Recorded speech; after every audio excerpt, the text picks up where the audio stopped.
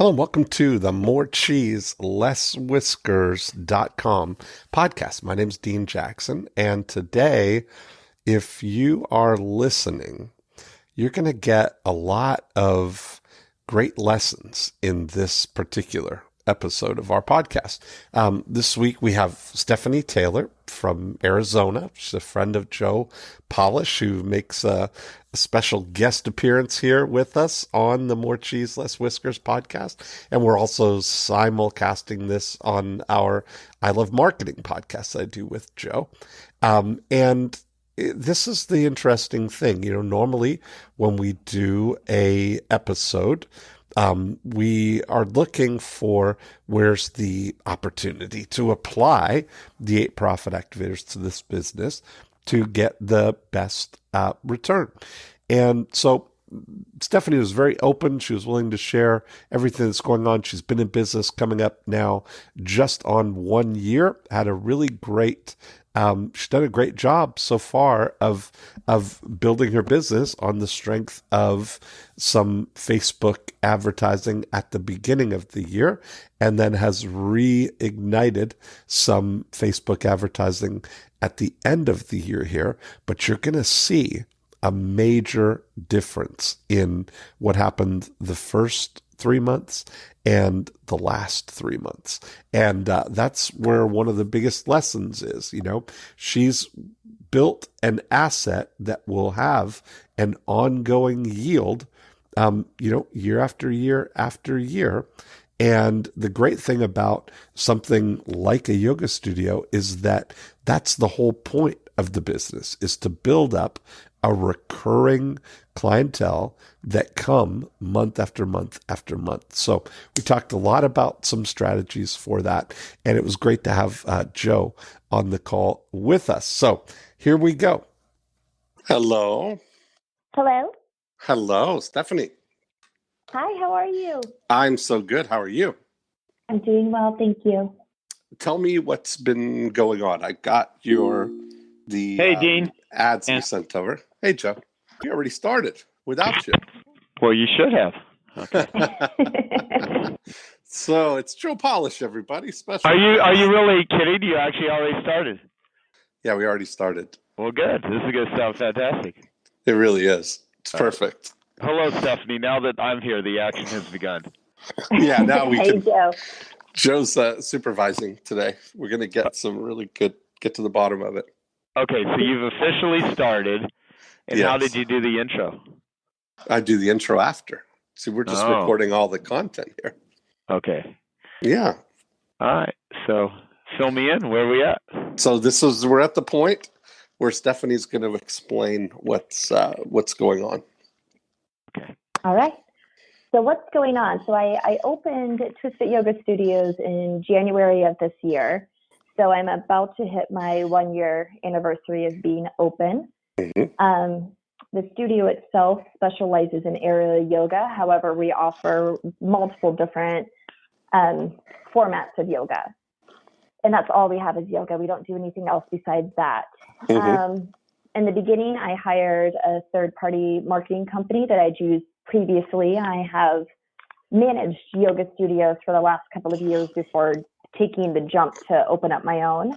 Mm-hmm.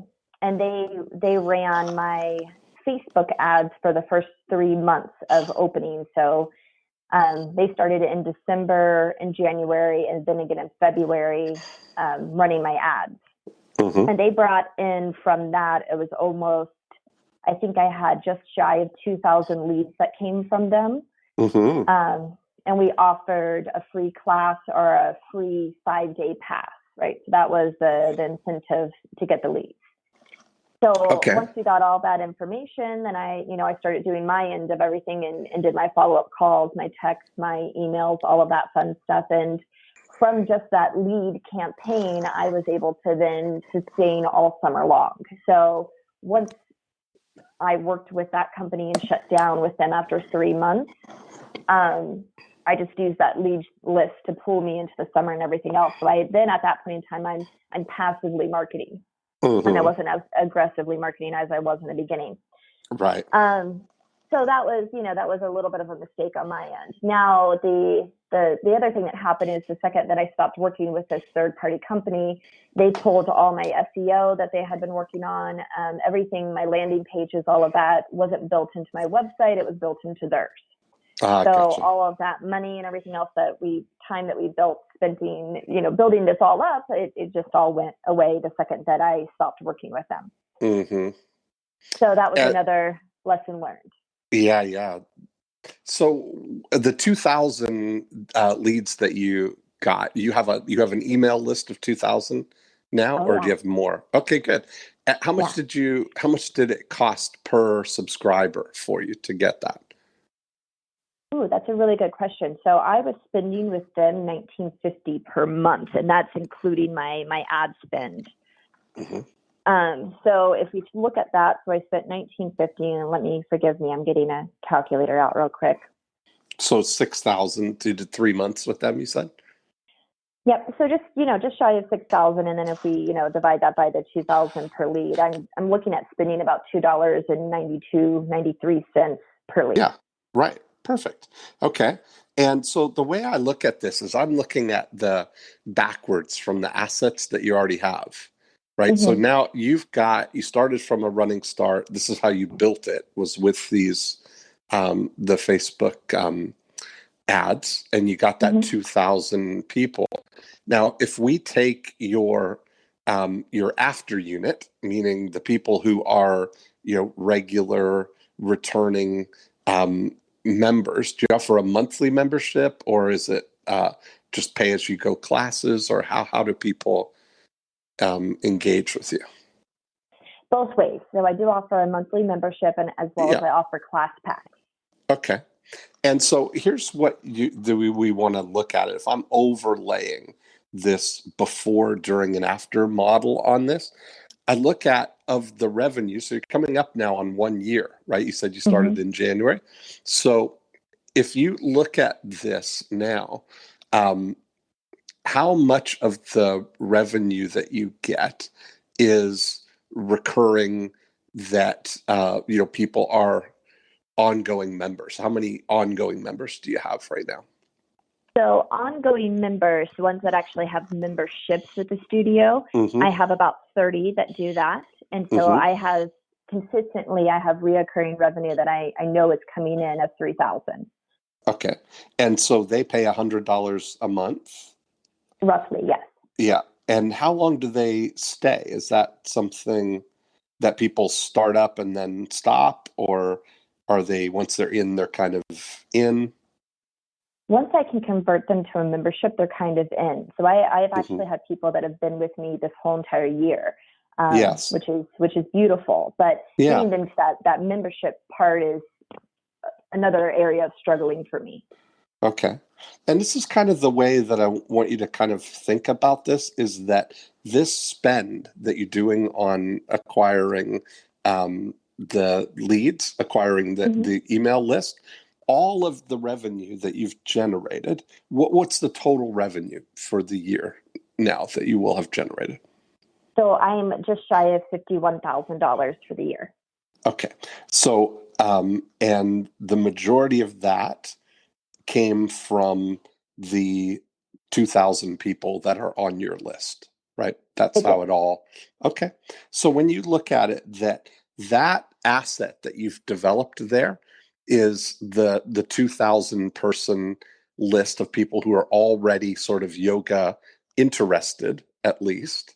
You going into year 2 here now with that as an advantage. You've got those 2,000 people already, and you've got 30 people that are already paying you $100 a month, and you've got now, I'm sure, some group of that 2,000 that just come and buy class packs. Do you have regular buyers of the class packs? How many people would be in that kind of category? So in total, I have a reoccurring clientele base of 75. So I have another 45 that will pop in and out buying class packs. That's so perfect. Okay. So good for you. I mean, that's pretty, really great, effort first year. Now, Oh, thank you. when we look at it, another element that I want to look at in your after unit is how many of those people refer somebody to bring Now, in somebody else. so I've been struggling with the referral element of it Yeah. quite a bit. I'll be honest with that. Mhm. It's more of a focus for me the last month than it has been previously. So the Mhm. last month I've brought in 10 referrals, which is great. Mhm. And I typically offer like a if you refer a friend, I'll give them their first class for free. So Yeah, that's things like perfect. that to get them in.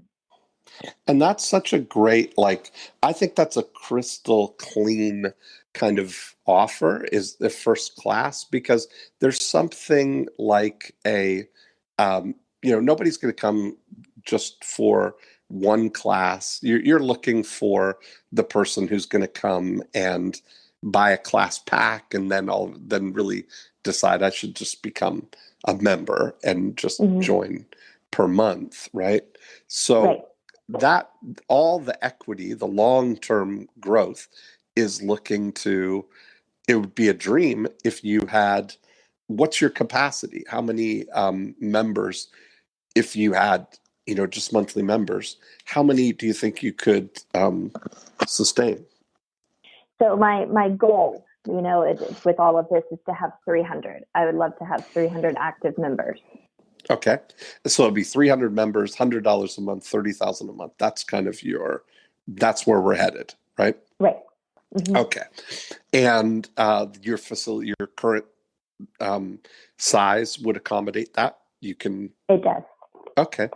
So I think that this real thing that we want to look at is measuring and establishing how many of the people that are, and I would say when we're first looking at overlaying things and putting um, making the lines for where the before unit ends and where the during unit ends and where your after unit is for you, because you have this recurring thing, I would think that somebody, beyond their first 30 days, I would treat somebody's first kind of 30 days as the during unit.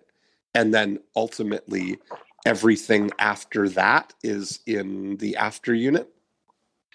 And so the goal is to look at your after unit as this, portfolio of all of the people who have come more than once to see you. That maybe the progression might be that they come for a free class, then they come and do people come and pay for individual classes periodically? They can. Okay. And does that happen a lot, or do people typically buy a class pack? So my individual class is like a drop in. A single class is purposely priced at a high point, so it makes you want to buy a class pack opposed to just the drop in. Yeah. So I do have people that come in and they will pay the drop in fee, but most of the time they see, oh hey, I can get a 5 class pack, and that's way more financially stable for me. Right. Okay, good. And is that how many different class pack offers do you have? 5? You can buy 5.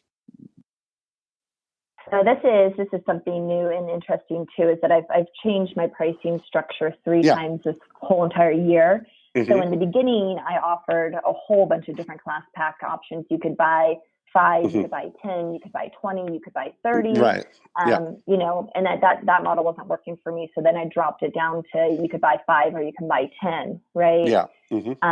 Now I'm at the place where I just offer 10 class packs on a regular basis, and then I use my 5 class pack as like a Black Friday, a Christmas deal, like a special event. I'll offer 5 class packs. Okay, perfect. And how regularly do the members come? Like what would be, if you've got 75 people that are sort of recurring, is it something that they come once a week or 3 times a week or every day? So majority of my clientele comes twice a week. Okay, 2 times a week. Got it. So a 10 pack would take somebody, beyond a month kind of thing. Mm-hmm. And how does that price out compared to a membership? So a monthly membership is $129 per month. It's unlimited classes. Mm-hmm. And a 10-pack is $180. So again, it's priced at a point where you would rather buy the 129 if you're going to be coming that frequently. Mm-hmm. Okay. That's great.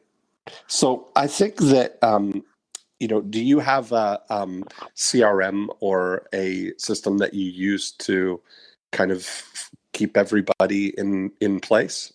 Or how do you I keep do. okay. So I'm go sorry, ahead. go ahead. No, what do you use for your? I use MindBody software. Okay. So that's specifically for yoga studios kind of thing? Yeah, it's like a boutique fitness, and they can I got it. do like spas and stuff. Yeah. Okay, great. And so do you have the capability to categorize people? Like to say this is a after unit person, so you could get a sense of this at any given time, where you could isolate and say this is the number of members and active 10 pack buyers. So you could get, because right now you said there's 75. Is that a number that you kind of have pegged as a KPI that you track? It is. So Okay. MindBody allows you to pull reports into Excel, and Yeah.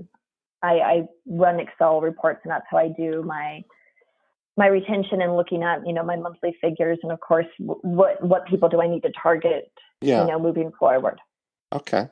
So that's great, because if I look at this, that the majority of your revenue, like of the 51, is going to have come from people who are these sustaining members, like you're looking at here. So everything is about moving people into that orbit there. And if we were able to do, exactly the same thing that you did this year, if you could get another 2,000 subscribers, and you get another, if they just behaved in exactly the same way that they behaved this year, you've essentially more than doubled your business, because you've got all the sustaining people coming in, right? Coming into the year. You're starting out with this advantage of 75 people.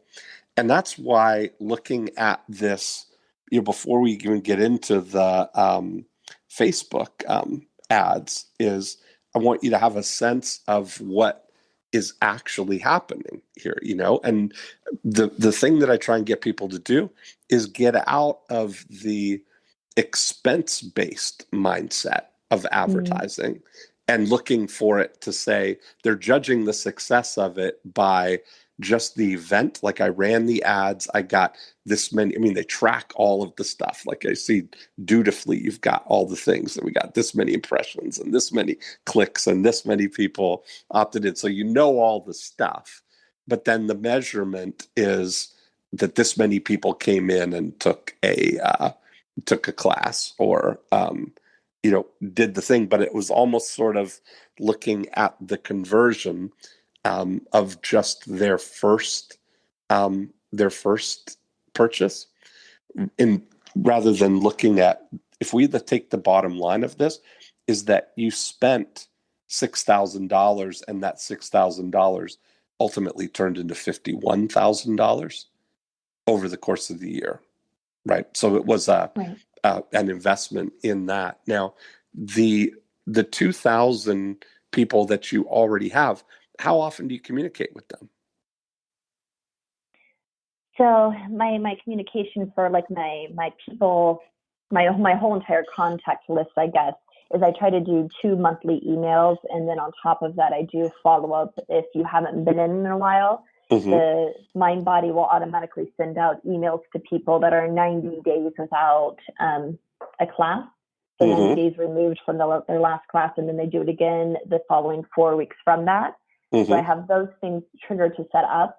then weekly I pull reports and I say, okay, these are the people that haven't been in a while. I haven't heard from them in a while. And then I make calls. And so at that point in time, I'll make calls and I'll make text messages and emails as well that are personalized directly from me.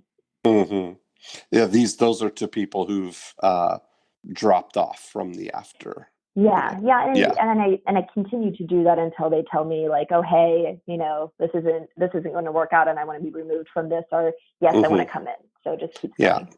Or we moved, or whatever, for whatever reason. Yeah. Okay.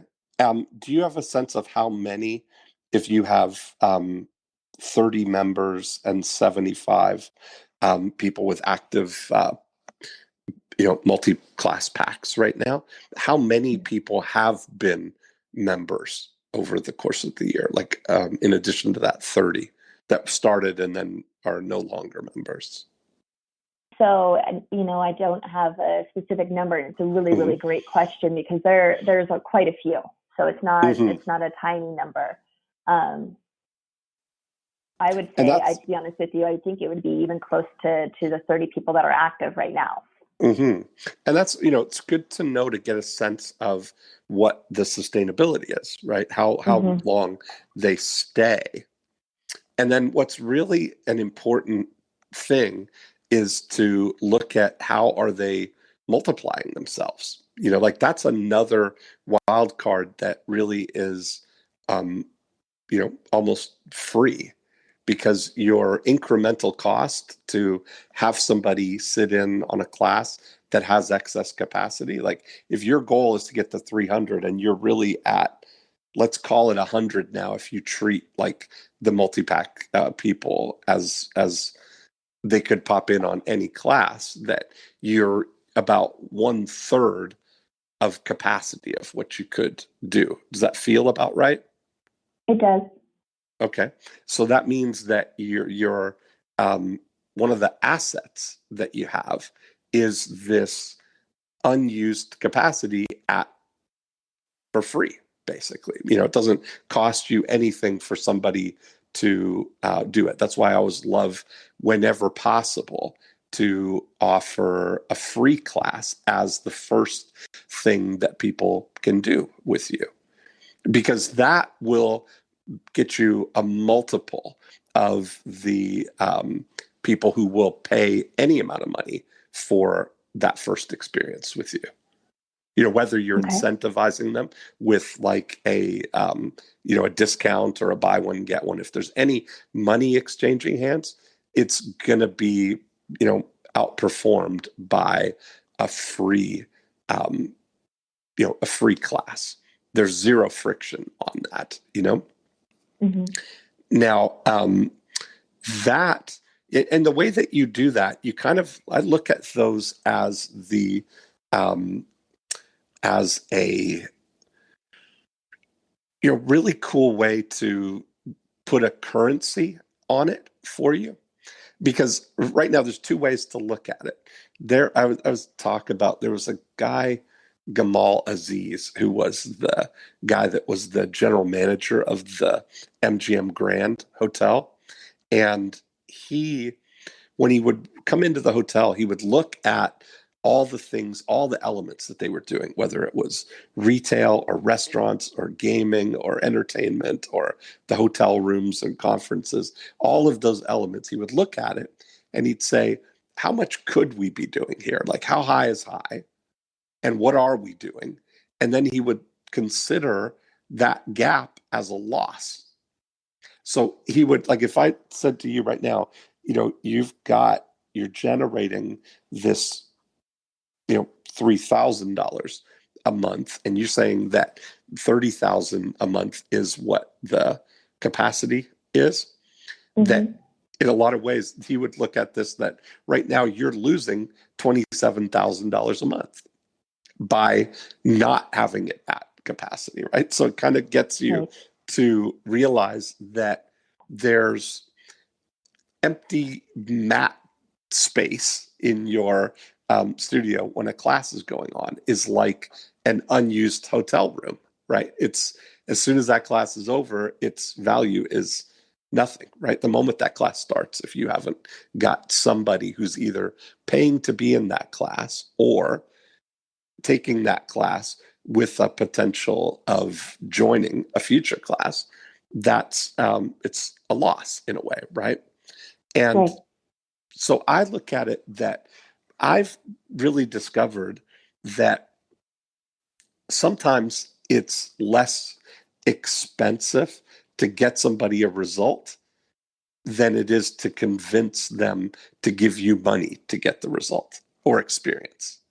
So it's sometimes easier for sure and less expensive to get somebody to come in and try a free class than to give you money to try that free class. And it's not saying that it's not worth it, because it is, and you're revering that it is, but to have that and treat it like a currency that you have, So when you said, remind me how much the individual classes are. $25 for a drop-in. $25 for a drop-in. Okay. So one of the things that I might look at doing for you is to offer somebody a $50 gift card. And now there's a different thing with this than, because that $50, if somebody could put it towards their first month for 129, or they could come for 2 classes, whatever it is, right? That you've got something that they have that is zero obligation on their part, but it has, but you're revering it as the actual currency of what you're doing. You're not just saying, come for a free class. You're offering somebody a $25 gift card. Now, and that has real value, because that is something that somebody can download as a, it's almost like a bookmark on a future intention, right? If over the holidays, they're not going to come in this month for a class, they've got something that right in the new year, they can come in for that class, right? When you offer somebody like 20% off or 50% off or buy one, get one, or any of those things where they're paying money in order to get the savings, that means the only way that they can respond to that is to do it right now, where sometimes the best thing you can do is to gather all of the people in your in your geographic circle there. How far are you targeting when you're doing the Facebook ads? How big a radius around your studio? We're doing the 5 to 10 mile radius. Yeah, okay, perfect. And that makes sense, right? So for people, because nobody's going to come much beyond that. So when you look at it, that's your thing, and they may come to you.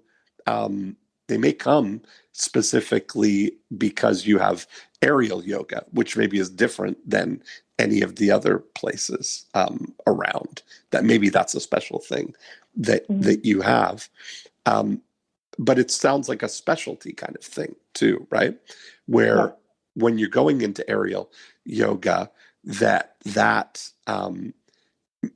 sounds like a specialty thing, but it also may feel like a novelty thing, that maybe they would come and try that one time, as opposed to, and then kind of not realize that, oh, they've got traditional yoga too. And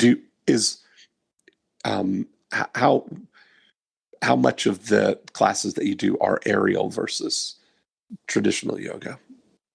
So right now it's actually even. They're 50-50. So it's half traditional and half aerial. Yeah. And is that more of an advanced thing, the aerial?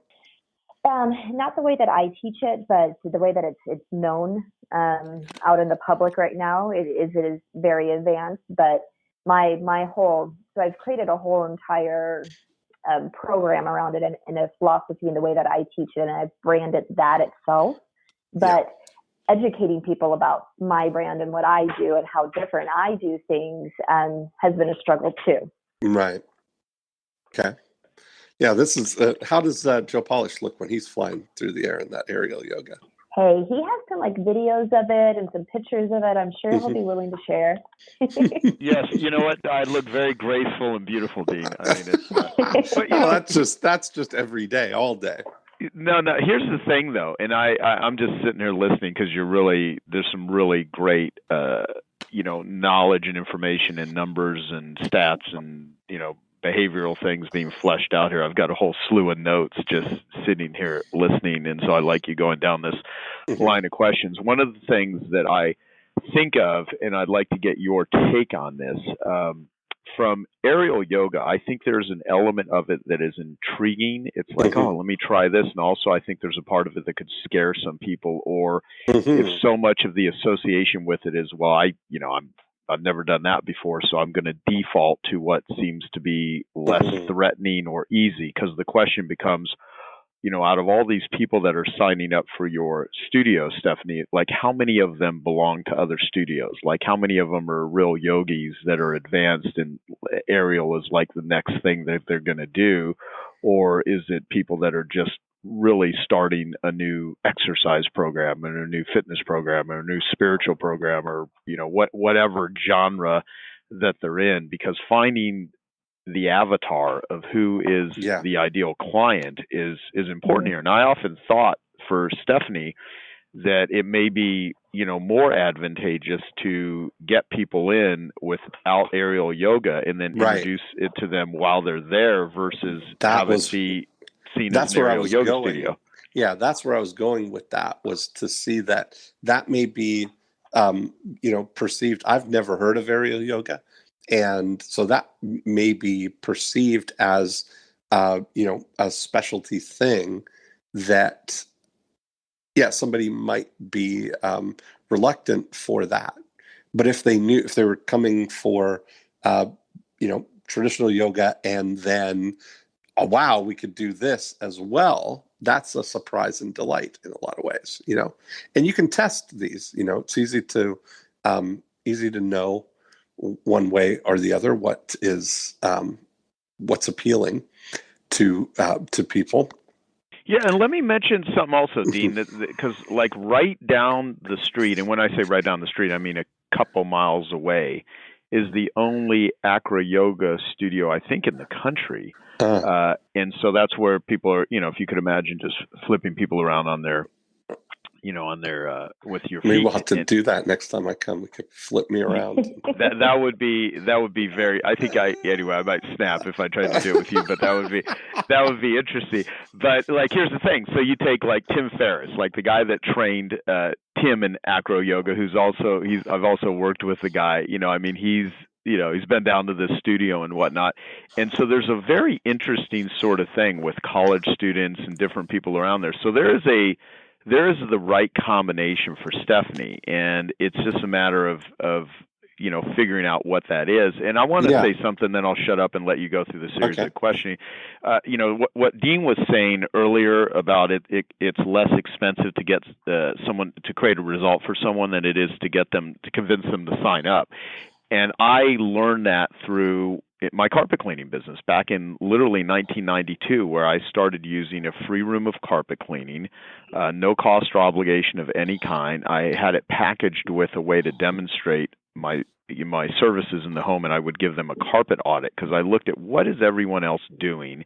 And I remember, the term of, look at what everyone else is doing in any particular category or industry, do the exact opposite, and you're more likely to have success than try to follow everyone else. And so everyone in service businesses would offer free estimates or free quotes. And I didn't want to just do a free estimate because then you become a free advisor. I was like, let me just give the service for free, not we're going to show up and give you a quote of and an estimate, and then we're going to try to convince you why you should do business with us. What if we just gave them a taste of what it is that we were offering? And I made more money giving away a single free room of carpet cleaning than I ever did price discounting my services. And I became one of the most expensive but also highest value cleaning companies at the time.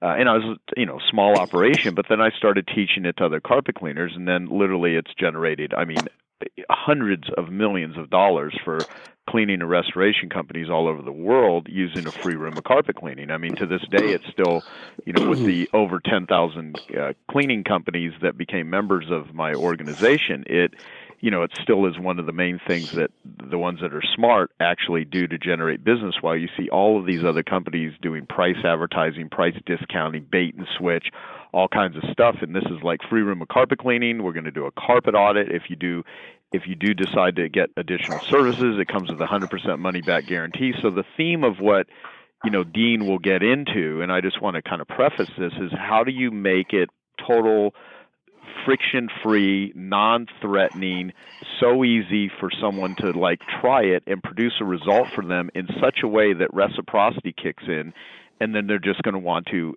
sign up, give you money, and refer other people into the group. And not only for people in the before unit, but also once people are doing business with you, how do you instill that sort of behavior? Because that's ultimately where we want to see all of this going. And so anyway, I love what's being smoked out here because it's really important. I just, part of it is okay, what's the right offer for her?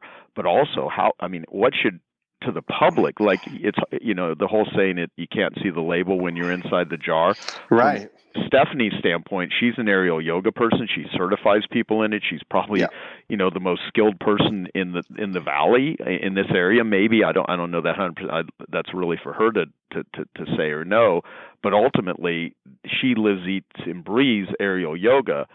But she knows it. For someone that doesn't, is that an invitation, or is it like a fear? And that's a lot of that I'm trying to figure out. So anyway, I'll just shut up and let you guys continue to talk.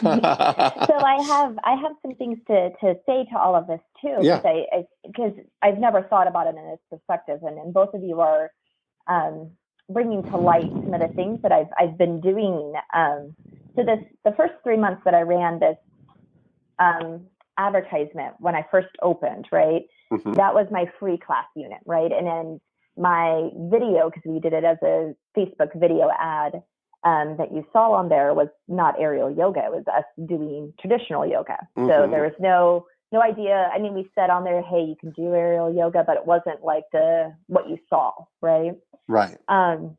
And so that's where I got those 2,000 people. Now, the ads that I'm currently running, so the ads that I started running in October, November, and December, these 3 ads have all been focused on aerial yoga specifically because it's something that I'm doing that, nobody else around me is doing, right? Okay. And we're associating a cost to it now. So it's like a raffle or winning or whatever, but I wasn't doing the free anymore because, of what you mentioned earlier, Dean. I was looking at all the numbers and having little heart attacks, oh, hey, I'm not making the money back in, but I didn't look at the bigger picture of, a $6,000 investment and $51,000 gain, right? Right, yeah. So, my perspective on it was completely wrong. So here I am sending out, all these ads right now that are specific to aerial, and the people that are responding to these ads now are people that are coming in because it is a gimmick, it is this, novelty, and it is this, I want to take one class, but I'm not interested in signing up with you, and I don't want a membership because I did this one time and I checked it off my bucket list, and right. Now I can go on my way. Let's go. Yeah, that's exactly what I was fearing, So that's good. So that's good learning. It's good to know that you've got that. So, and that may be something that might be more suited to Groupon or something, that have those kind of experience things that people, hey, let's go do, because that way people come in a group kind of thing. Whatever, but you may find that that they don't convert the same way that somebody coming to a traditional yoga class might. Right. That sounds like what you're saying. Yeah, and my 30 people that are in my memberships right now that are coming twice a week, they're coming to mostly traditional yoga classes, right? If they come, if they can add another class in there, they'll come, maybe once a week for aerial yoga. I have one client that comes 5 days a week, and she only takes one aerial yoga class, and the rest of them are the traditional mat and yoga classes. Right. Okay. So that's the market is speaking. there, Mm-hmm. telling you what's actually real there. So that's good. Now, how many leads have you generated from that campaign? Have you got more than the 2,000, or is it 2,000 overall? No, it's 2,000 from the first one. The one that I'm on right now, I'm at 283. But we have done 3 different campaigns now in the last 3 months. So I did one in October, I did one in November, and I did one in December. And in total, it's 283. And so, how much have you spent for that? So I spend $750 for the cost of the company to do it, and then I pay $30 a day in what I'm doing in the month on Facebook. Okay, so you've spent 3,000, almost 5,000. Yeah. So you spent 5,000 to get 283. Now, that's just illustrating exactly the point, that it's roughly, somewhere around, 8 times better. The free class gets more response, right? About 8 times more response than trying to get somebody to pay money right now. Mm-hmm. So you've just illustrated it, exactly what I was saying. So that's that's good knowledge to have, right? Oh, absolutely. And it's just funny that it took having this conversation for it to actually come full circle for me. Mm-hmm. So that is, I can see what I would definitely now even test, though, because I'm going to share something with you that maybe even will cut that in half again. That, offering the free class, did you say for the month of whatever? Did you have an offer come in any month or grand opening? Or what was the offer, the way you articulated, come in for a free class? Was it in this month or up until whenever? Was there a deadline? So we didn't, on the original ad, we didn't put a deadline on there. No. Yeah, but when I would call them, that would be part of my creating urgency at that point. It'd be like, hey, it's this part of the month, let's get you in this week. What's your schedule this week looking like? And that's kind of where we would go. I gotcha. But I mean, it didn't always pan out that they came in, right? Right. But it allowed me to continue to work with them and not have to have this weird deadline or them say, hey, I've missed the deadline, so I'm just not even going to respond to anything. Right. Okay. So I would look now and test a $50 gift card. Mm-hmm. And that and the importance of it being more than, because that's more than one class. They could come in, use the $50 gift card for the drop-in rate for one thing, and then they've still got another that they could come for, or they'll see that they could come unlimited for the whole month with $50 applied to the 129. Mm-hmm. Or they could use $50 to get a 10-pack and for 130 kind of thing, right? So whatever, there's something that you're going to be, it's going to be burning a hole in their pocket in a little bit, right? They've got money now. They've got this currency that they have. And that, again, your incremental cost of that for them to redeem it is 0, because it doesn't cost you any more to have an additional person in the class, right? Or or does it? Do you have instructors that you pay per person, or are you doing all the classes? So I don't teach all of them. I teach majority of them. However, I pay instructors per class right now. So if one person perfect. shows There you up, go. No difference. Yeah. And so you've got all this excess capacity here. The most important thing, the most valuable thing that you're going to be able to build is this list of yoga enthusiasts, people who view themselves as, I would love to come and do this at some point. And we've been doing this with Luba, my girlfriend here in Winter Haven. She has a a studio called Amazing Brows and Lashes, and they do microblading and eyelash lifts, like as a studio. And we've been doing over a year now, a grand opening offer of a $100 gift card. And that is getting opt-ins for about $1.50 to $1.60 of people downloading the gift card, which happens to be about is 20% off of microblading. It's a $500 thing. 20% off is $100. But the psychological impact of a $100 gift card versus 20% off can't even be measured. I mean, it's a completely different vibe, but it's the same thing. Right. Yeah. And so even you saying a free class is still different than a $50 gift card. Right.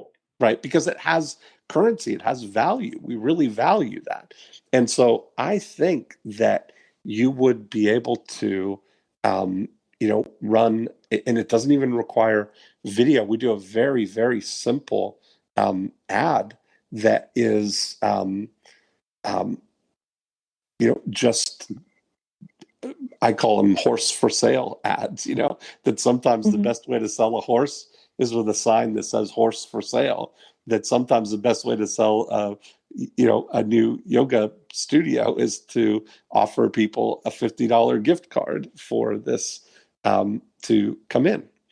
And that I think I would definitely test as a way, because you're now, the value that you're going to be building there is, it would be really valuable to have this list of people who live within 10 miles of you and are interested in yoga enough that they would download this $50 gift card, signaling their future intention of coming in. Right. So that kind of thing. Now you've got the opportunity then for, all of next year and the year after and the year after to email them, because now you've turned invisible prospects into visible prospects, right? You're advertising to all of do you do any other selection? Do you do men or women or age or anything specific that you're targeting? Mostly women. So we target women specifically, and we target 25 to, I believe it's 45 years in age. Perfect. So all the 25 to 45-year-old women within 10 miles of your studio who happen to also be on Facebook is a pretty big audience, I'm sure. And what you're able to do then is, they're invisible though, right? You don't know who they are. Now, when you offer this gift card, we use lead ads for this, so it's super easy for them. And, they're so inexpensive on Instagram and Instagram stories, where those kind of things, the free things, are super easy to, the lead ads are super easy because they don't have to go to a website. They don't have to type anything in. They just click and it automatically has their email address and their phone number and their name all preloaded in the form. And they just need to press one button and it sends it. So there's zero friction in responding to it. Okay. Yeah. So that is what I'd be looking at for that is, let's see how low can we get those names and emails for, and then you've got the opportunity each week to bring new people in, with sending out some flagship communication where you can show people videos, you can show people the fun stuff that's going on in the studio, you can give them you know, meditations or some quotes or, you know, articles, something that is all related in this whole world kind of thing. But then also invite people to come, you know, post up your class schedule every week. If they're getting a flagship email from you, and having a super signature, which will invite them to come in for, you know, whenever your class is, or to try the aerial. Or do you sell mats, and do you have branded swag and all that too? No, I don't. I've been looking to maybe venture into that, but Sure. yeah, my retail section is really small. Okay. Yeah, and you know but you what? could do that, your e-commerce one, you know, that would be a thing where you could, because you've got now, you know, you've got these for 2,000, and I'm already thinking ahead to 4,000. You know, you'll have all of those people that maybe they would, you've got an opportunity to do some e-commerce stuff with them too. Mm-hmm. Yeah, exactly. I mean, you know, there's a company here that we actually have an episode on I Love Marketing with Ian, who owns Spiritual Gangster. And so that's they're based here in Arizona, and that's where they started. And there's a big following with the local yoga community, and then, you know, people all over. And not that it even needs to be Spiritual Gangster, but as an example, if there was like a Spiritual Gangster retail line, or if it was like sign up for a membership or come in and get a free Spiritual Gangster t-shirt, that in and of itself would be an attractive mechanism, right? Right. Secondly, yeah, with like smoothies as an example, or prepackaged juices, that's another thing that would, you know, would work, I think, really well there, just for things related to other ways to monetize, you know, her thing. Plus, we know that anytime you can add a premium to anything, it's going to bump the response. And so if there was any sort of premium that she could offer people. She had a little like countertop fridge from Juby True or whatever the, you know, one of the juice places. Exactly. And you know what's funny? I actually have, you know, like Life Aid, Aaron's one of our Genius Network members, you know, a bulletproof, you know, heck, all of the bulletproof in Whole Foods is there because I sat Dave Asprey, the, you know, founder of Bulletproof, next to John Mackey, the CEO of Whole Foods, next to each other when John was speaking at my event. And now Whole Foods carries all the Bulletproof products, and that all started at Genius Network. That's great. And, you know, we could get Dave to, you know, have bulletproof stuff related to things there. And you know, JJ Virgin would totally send bars and everything for Stephanie to sell bars. And those are just contacts I have, but this would apply to, you know, anybody. And so I think that would be, you know, a smart thing, like, you know, just walk into the studio and get a free energy bar. I mean, as crazy as that sounds, people, you know, they're not going to drive to a yoga studio just to get an energy bar. There's some semblance of interest or a t-shirt. You know, some may, but at the end of the day, if you have it set up, once you go there, there's a real incentive there. Here's one thing that I've been, you know, just kind of reluctant to say, and I wanted to, in real time, Dean, wanted to run this by you, because over the years we can pummel people with ideas. And, you know, it's the whole Emerson thing, or whoever said it, you know, you ask for a new idea when you haven't used the first one that I gave you. And so Stephanie, after something like this, is going to have a lot of things to think about, and then ultimately determine, okay, what can I take here and do something with it? And knowing her, she's going to, you know, kick ass and take names, and she's driven and she's smart and all that sort of stuff. And all that being said, like my whole thing is you take Peloton bikes. Okay, I have a Peloton bike, and Peloton, you know, they started about 6 years ago, and they're now a $4 billion company, you know, based on funding that they've had, and they have plans on going public next year.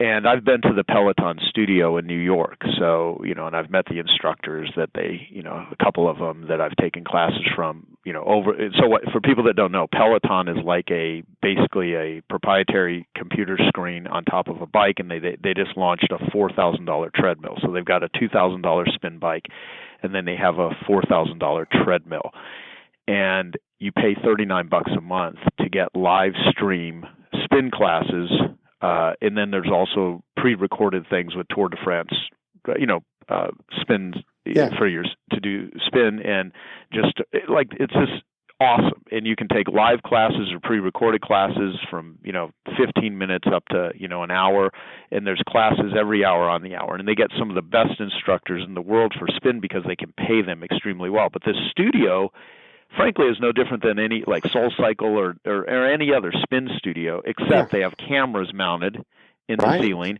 and they're streaming it. And so for Stephanie, I'd love to see her get this to a point where she's having a monthly stream of aerial yoga all over the country for $30 a month or whatever, that because she's going to be doing the classes anyway. And so that could be a giant business, but I'm also reluctant to go deeply into it because it's like, let's get the initial thing, the core business, right? Yeah, the core business working. But I'd love to do a follow-up with Stephanie after she gets some of these things in place, and actually let's track how we've taken a really cool person who's a really hard-working entrepreneur that just, very talented. The product is great. The service is great. It's just a matter of getting the marketing right, getting the offering right. And once that becomes, it's like, let's track and see if we can turn this into a $1 million business for her out of a studio that most people would just be, wow, let's just do yoga classes. I'd like to actually parlay this into something far bigger. And when I say I don't have any ownership in her company. It's just I'd love to just see this happen for her. Yeah. No, thank you. And that's, Joe's mentioned, something along that to me before. And it's been a huge dream of mine to be able to like grow it into something bigger, right? So that's why the name of the studio is Twisted Yoga Studios with an S, and I did that on purpose, and I would like to get to a point, because right now, especially with aerial yoga, there's no governing body over it. There's no one that's out there saying that this is the way that you do it and this is how it should be taught, right?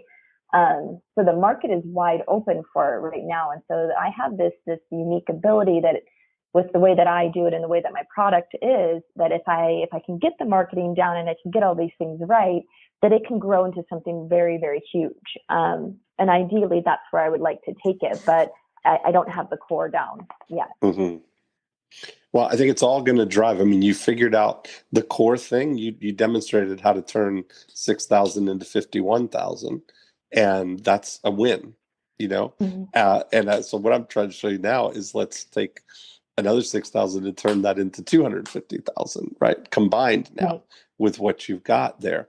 And it's all, I think the assets that you have going into year two are, you've got all the people who have been with you, for at least, who've given you money. Those would certainly be people in your, sphere that you want to keep those people coming back, re-engage those people. You've got the people who are currently continuing to pay you and want to keep them doing that, but also multiplying themselves, right? To get people going. When I mentioned about the during unit here of figuring out where the lines are, and so I would think that the during unit for you is from the moment someone walks into your studio for the first time till they've gone through, that first 30 days, whether that's, 2 classes or 1 class or whatever it is that they're going to do, with the objective of getting them into a multi-class pack or a membership, and that they refer somebody, they bring somebody with them. And if we're not setting that as an objective and then thinking and measuring that, that is really a cool thing that you can watch that you have a client multiplier that way.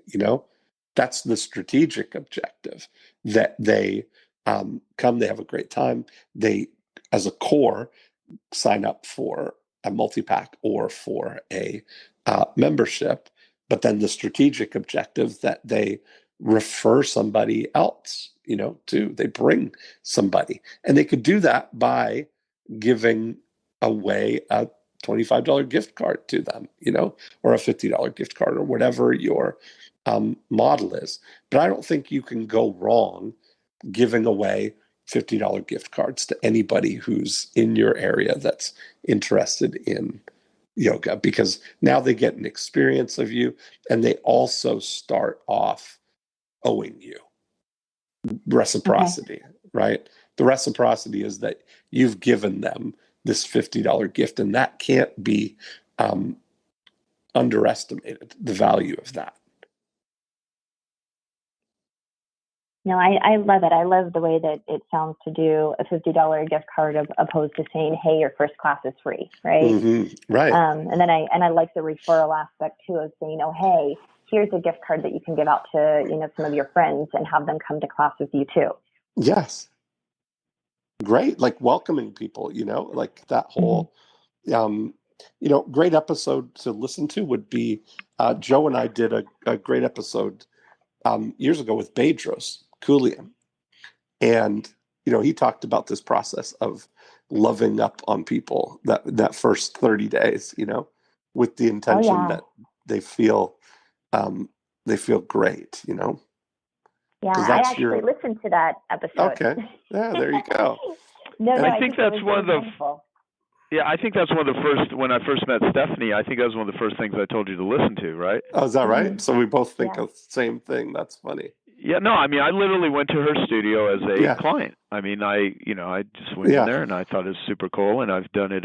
It's even in the even me doing aerial yogas in the trailer of the documentary on me that called Connected, which is not yet released, but we're gonna have like what do you call it? Extra footage from the documentary that will have me doing aerial yoga at her studio, which we've got videotaped and everything. Well, okay, before we wrap up, and this could go a little over for the typical episode, Dean, and for your cheese and whiskers and whatnot, what would you suggest? Because here we are, at the time we're recording this, it's right before Christmas, and I think it's a perfect the New Year. And so a couple of things. And then on January 5th, there's going to be a pour art. Like people listening to this, it really, wouldn't appeal to them unless they happen to live in Arizona and they hear this. But my, good friend Layla Parnian, who I've been doing pour art with, and then the whole painted mannequins using pour art, which is a method of where you just kind of like pour paint in it. Yeah, I saw your live of it. Yeah. We're doing it up on stage. We have Alice Cooper, the singer with the mannequins and everything, at my most recent Genius Network meeting. So Stephanie does a couple cool things. One, she has recovery classes for people that are in addiction recovery, so she has recovery yoga. And then she's going to do a pour art class with Layla at a time when I already have like a meeting scheduled, so I'm going to see if I can finish up my meeting early and get to the class. I'm not sure I'll still be able to make it, but they're going to be doing a pour art class there, and so for events like that, I already have my ideas, but and I could share those, but I want to get your ideas. A couple things. One, the holidays, great time that she can make a really powerful offer. Gifts, start the new year off right. That's always a perfect time of the year to get anyone into any sort of fitness regimen or something new.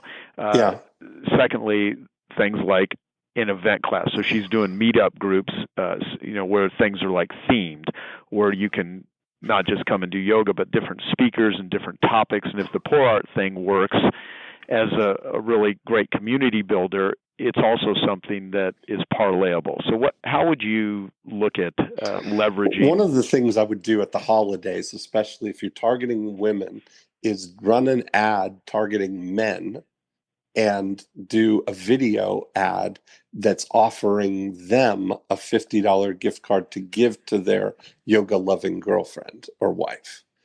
And so to say something like that, have live from your studio with some Santa team on it or whatever, but basically saying to people, hey guys, this is only going to you. No girls are watching this right now, but if you want to be a hero this Christmas, I got you covered. Download this $50 gift card, free, not a single string attached. They don't have to make anything. They come in for a free class, and you'll have another gift for your special yoga lover, and you'll look like the hero, right? That's kind of a nice thing to as a multiplier, just to see that same thing. We're doing that same thing for Luba as well, for the eyebrow, for Amazing Brows and Lashes. That's one idea. Then the other thing is that the $50 gift card is going to tie in perfectly over the holidays. It's a great thing, right? Here's a gift for you to come in. I think I would immediately just focus on getting, like, I suspect that if you're getting opt-ins the other way with the free class for $3, we calculated out that I think you'll be able to get them for less than $3 with the gift card. Okay. Yeah.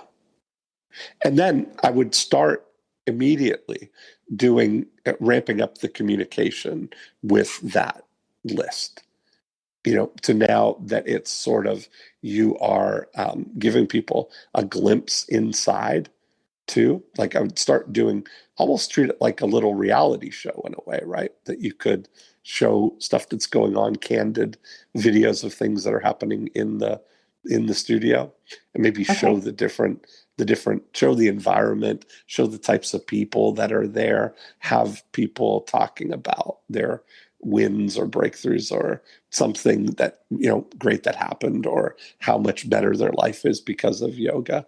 And maybe show some of the aerial stuff. You got so many opportunities to just kind of, in that closed group of the people who are on your email list, you almost want to treat it like you're running a newsletter for or a magazine for people who love yoga or that yoga lifestyle and happen to live in Phoenix, Yeah.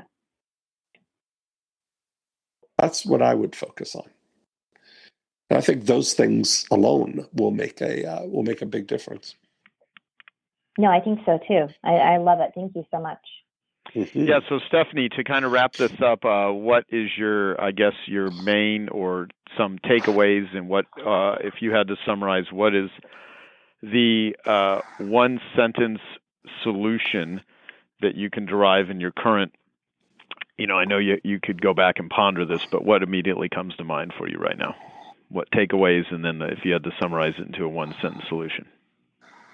My biggest takeaway is to do the $50 gift card, right? To look at what can I give to them in this place where I'm already losing money, right? There's no reason why I can't give away a spot in a class right now for $50, right? So that was changing my perspective on viewing who I'm marketing to and how I'm marketing to them is my biggest takeaway. So I liked what Dean was talking about earlier, saying, technically right now I'm losing $27,000, a month on open space, right? When there's open spots in a class, there's all this openness that I can now market that open area without really losing money. Yep. And that's what I need to focus on. That's great. Great. She got it. No, that's great. And so this is sometimes hard to do, but I think you can do it. If you had to now take it into a one-word or two-word action, what would you call it? A one-word or two-word action. Yeah, so like the one-sentence solution, if you had to have a one-word solution, and it could be an action, or it could be what do you need to do that will move you towards making that happen as quickly as possible? My one word is give. That's it. Okay, awesome. Yeah, yep. That's good. I love it. I was thinking that same thing. Well, cool. Well, Dean, thank you for this was sort of an off the cuff. I called up Dean and said, "Hey, let's talk with Stephanie," and you're like, "Let's just turn it into a podcast episode." Yeah. And here we are. So I appreciate you doing that. And Stephanie, I like you being a sport here because recording something that's going to go public about your business and everything is not always easy to do. But you've got this also goes back to. There's no relationship between being good and getting paid. Not all the time, but much of the time for small business owners. But there's a huge relationship between being good at marketing and getting paid. And so that's the whole gift that we could offer to small business owners is just taking people that are hardworking, doing their best, just have not dialed in. Because my story is very similar to many entrepreneurs that would be listening to this. Dead broke carpet cleaner, living off credit cards, working my butt off, going in debt, being a nice person, and looking at other companies, many that were even unscrupulous, that were making money, and I wasn't, and being frustrated and like, what the hell? I mean, life is not fair, and learning marketing and then realizing, the secret ingredient here was I just didn't know how to generate business in the right way. And once I figured that out, everything changed, and now we're able to help all the many small business owners all over the world that are struggling with the same thing if they, of course, pay attention and listen and apply. So there you go. Awesome. Well, that was fun. Yeah, totally. Tons of fun. Thank you guys so much. I don't even know how to express my gratitude, but I really appreciate you taking the time and doing this with me. Awesome. You're welcome. And I'll be in there hopefully shortly before I head off on my vacation, and if not, then it'll be after the new year. But and I want to really kind of look at what Stephanie does over the next few weeks. I'd love to see that too. The field reports. Yeah. And the field report. Yep. So Stephanie, if you could keep us in the loop on what your results are and what your numbers are, let's do that, and let's maybe do a follow-up in the future. We can even, depending on how this plays out, go over what works, what doesn't work, and then really how to parlay this in a whole different sort of model also, because I like seeing nothing's more motivating. You can double your business, but if you're like, how do I go 10 times? Because one of her things, there's a 10 times growth thing, going from 30 to 300. Yeah. And that's exciting. And so, and that's it. Awesome. So thanks, guys. Okay, guys. Thank you. Bye. And there we have it. What a great episode. I love the lessons in that. I mean, certainly we got to dig deep into the idea that sometimes it's less expensive to get somebody a result or give somebody an experience of you than it is to convince them to give you money to get that experience. And what has happened in her second venture into Facebook advertising has proven that. I mean, we showed, she has 285 people from spending $5,000 in the second half of the year, and 2,000 people and $51,000 driven from spending $6,000 in the first half of the year. And I think that what we're going to find is that if she uses this offer of the gift card, that we will be able to get that cost of acquiring a subscriber even down lower than what she was doing by giving away just free classes. So Joe had a good idea too of maybe doing a follow-up episode to check in on Stephanie's progress and see what's happening. And I agree. I think this will be great.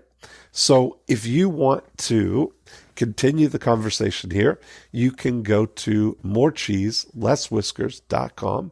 You can download a copy of the More Cheese Less Whiskers book. And if you'd like to be a guest on the show, just click on the Be a Guest link, and that will take you to a spot where you can tell me a little bit about your business, and then we can get together and hatch some evil schemes for you. So that's it for this week. Have a great week, and I will talk to you next time.